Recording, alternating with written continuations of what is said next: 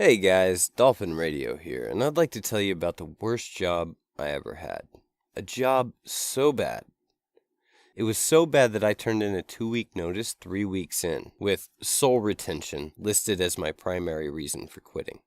But before I get into it, I feel like I should acknowledge what compelled me to make this video. Well, I think if we look at economic analysis, no, that should not be a significant concern for people because immigrants help build the economy, which raises wages. Did you hear it? Let me play it again.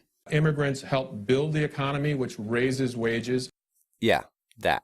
Anyway, for a little over a month, I worked at a check cashing facility, and it drastically altered my worldview. Let me explain. First, the pay was great. Not what you were expecting? Well, you should. When your primary client base is undocumented immigrants eager to stay off the radar, you don't get a lot of pushback from charging high rates to give them the opportunity to avoid using banks or checking accounts. And you also tend to make a great deal of money, I would come to find out, facilitating Western Union transactions for those same clients.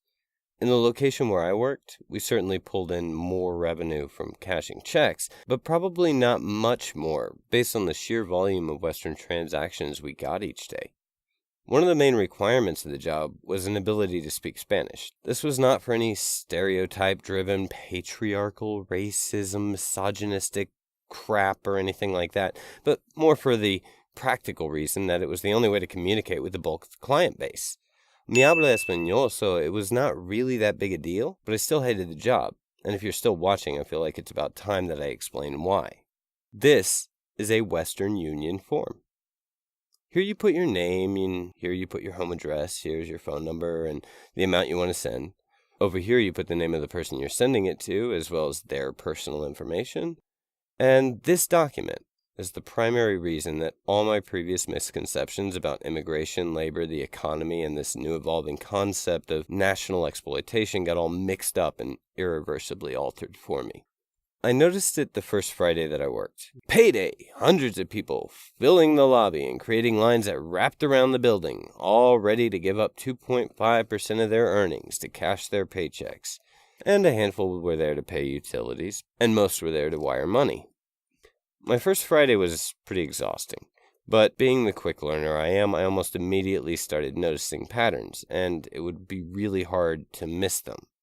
My second Friday experience pretty much confirmed my theory, and after my third, I did some real soul-searching and decided that no matter what the pay was, I could not continue to take part in doing what I was doing.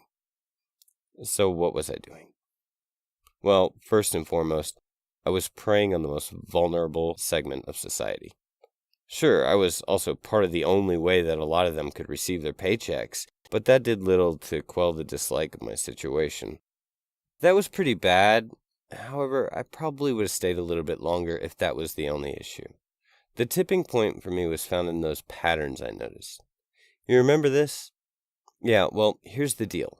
The meat and potatoes, if you will, the rub, the monkey and the wrench, and all that jazz. Customer after customer would come in and cash their paychecks and have these forms on hand, and these forms would all be filled out in the exact same way. Just testing out the hammer, see if it works. It does. And the amounts that they were sending was almost exactly 80% of their paycheck every time. Now, let me be clear. When I say exactly the same, I'm not being perfectly accurate. The sender's name would change, but all the other names and addresses would not.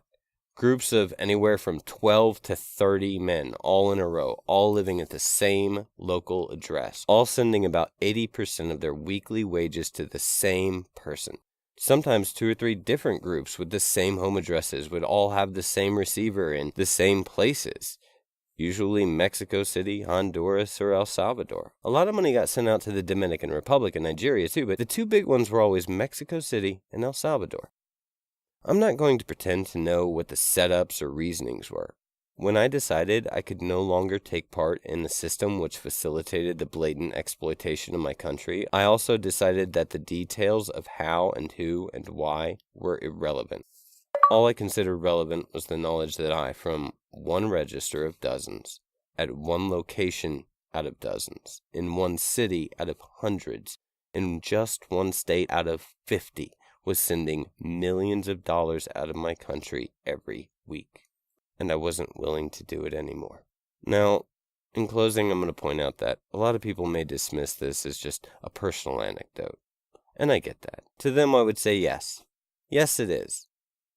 Just like pretty much all the rest of recorded history. Dolphin out. Hey, thanks for watching, and if you like this video, go ahead and hit the like button. It helps out the channel. And make sure to tell me to kill myself in the comments. See ya.